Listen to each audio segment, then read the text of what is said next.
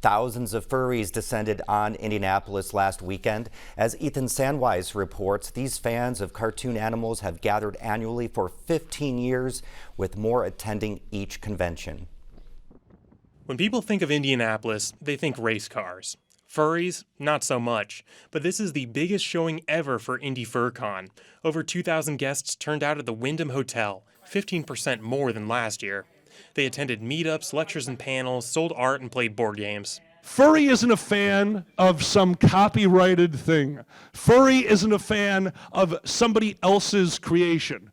Furry is a fan of itself. The furry community comes from diverse places, but they've got one thing in common: a love of anthropomorphic cartoon animals. Think Wile E. Coyote and Zootopia. I admit it can be a little weird at first, but I find people rolling around with Harley Davidson jackets in thousands in groups showing up in the middle of nowhere, South Dakota, kind of weird, but hey, you do you. While IndyFurCon doesn't draw crowds like the city's tabletop gaming convention, Gen Con, this year's gathering was nearly 6 times the size of the first IndyFurCon in 2010. For better or worse, becoming more mainstream for sure.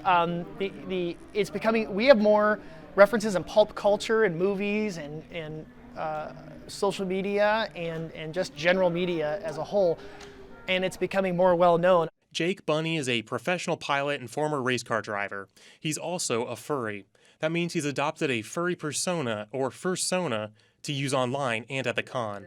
He has been in the community since 1997 after watching the Looney Tunes comedy Space Jam. Early internet forums led him to early furry meetups, and 15 years ago he got together with his friends, including Storm Griffin, to create IndyFurCon. You never tell a group of furries that they're not capable of rising to a challenge, and that's how this con got started. Turns out there's a lot of people like them. Furry conventions take place around the world, and they're getting bigger.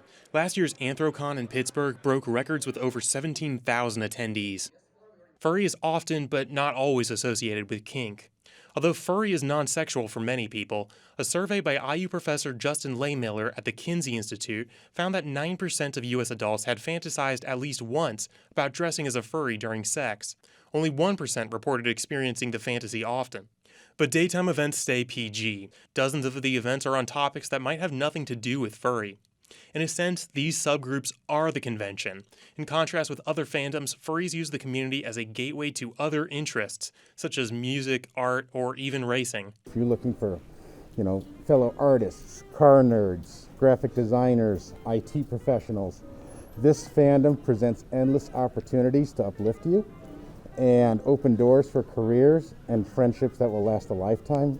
For a community that interacts mostly online, cons give them an opportunity to express themselves and make connections in a friendly environment. I think that's a big part of the draw, is that I don't have to impress people about me.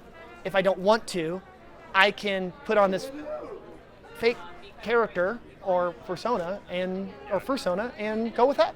IndyFurCon ended Sunday evening. Next year's dates haven't yet been announced. For Indiana News Desk, I'm Ethan Sandweiss.